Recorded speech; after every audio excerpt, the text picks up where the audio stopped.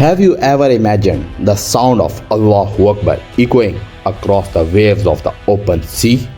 It was during the Khilafat of Hazrat Uthman bin Affan that this sound rose for the very first time.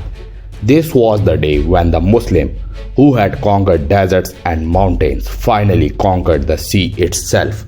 This is the story of Jang-e-Samundar, the first naval battle in Islamic history fought against the mighty Byzantine Empire, the superpower of that time.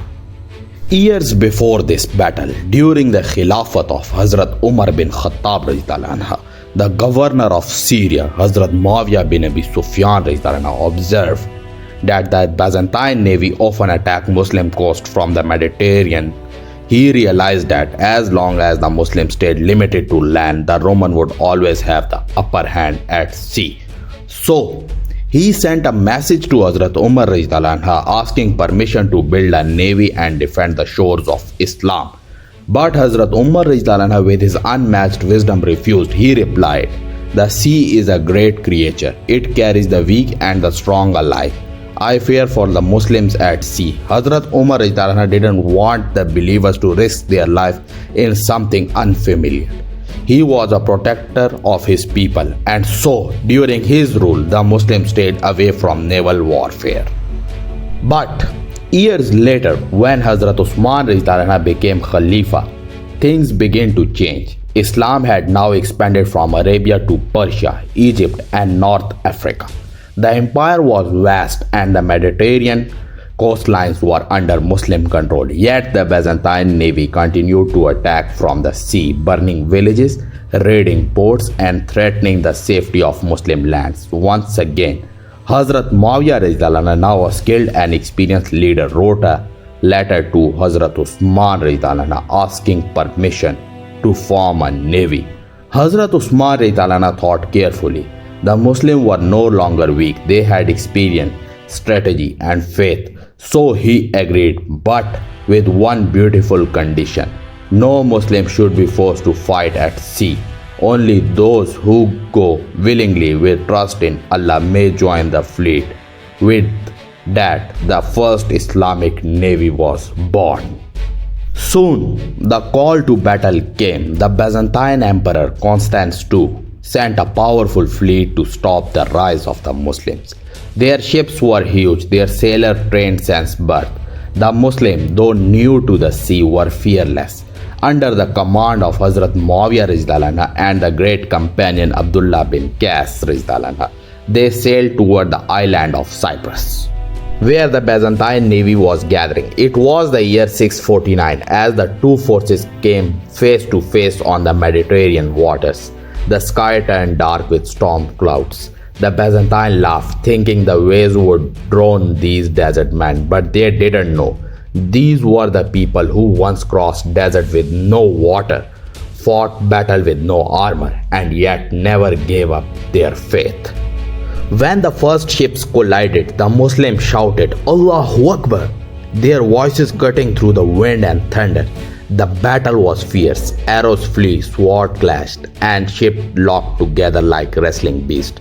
It was not just a fight of men, but of courage versus power. The Byzantines, though larger in number, were shocked by the strength and discipline of Muslim soldiers. After hours of brutal combat, the Byzantine fleet began to break.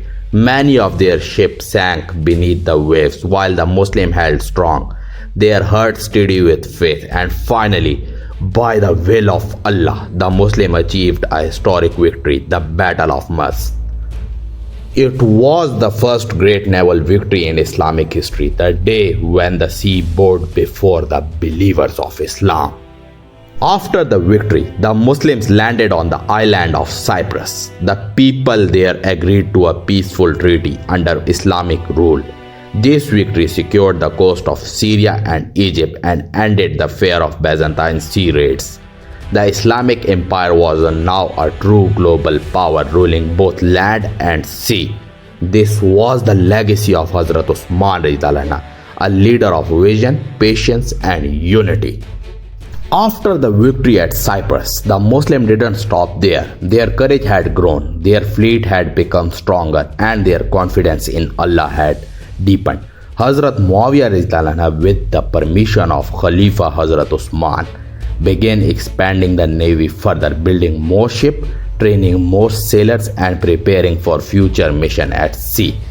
The success of Cyprus had shown that Islam could only defend its border but could now reach new land through the waves of the ocean. The Muslim navy then moved toward the coast of Rhodos, an important island under Byzantine control.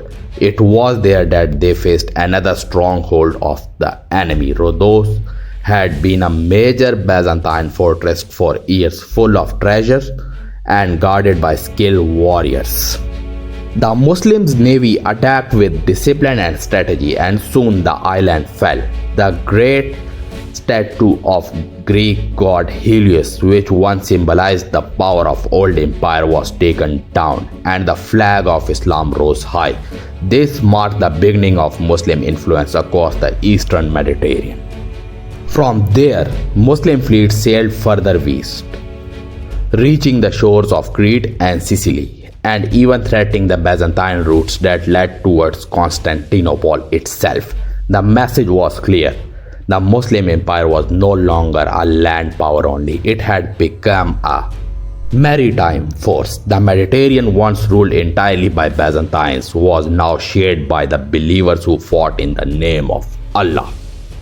But conquering Constantinople, that was a different story. The dream was alive, but the time was not yet right. The Muslim under Hazrat Uthman reached close to its borders, but the city was heavily fortified. Its massive walls, guarded by thousands of Byzantine soldiers, and the powerful chain that blocked the Golden Horn harbor made it almost impossible to capture with the technology of that era.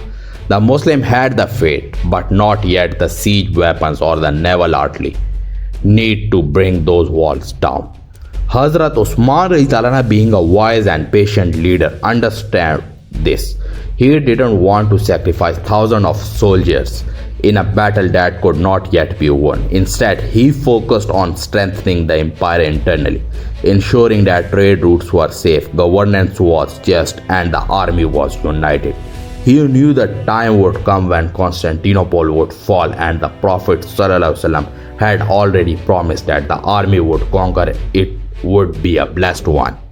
So, the Muslims waited. They continued to grow stronger, wiser, and more advanced. Centuries later, that prophecy came to when Sultan Muhammad Fateh, known as Mehmed the Conqueror, led his army and finally opened the gates of Constantinople in 1453, nearly 800 years after the days of Hazrat Uthman. But it all began with him, the Khalifa who opened the sea for Islam.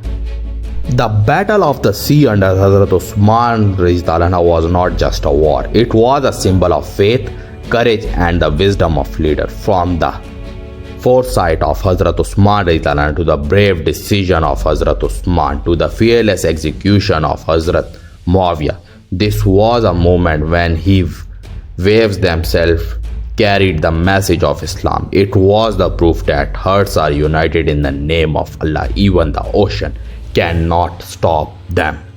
From the desert to the deep blue sea, the believers proved that when you trust Allah, even the waves obey. If you learned something new today or felt inspired by this part of history, don't forget to like, share, and drop your thoughts in the comments.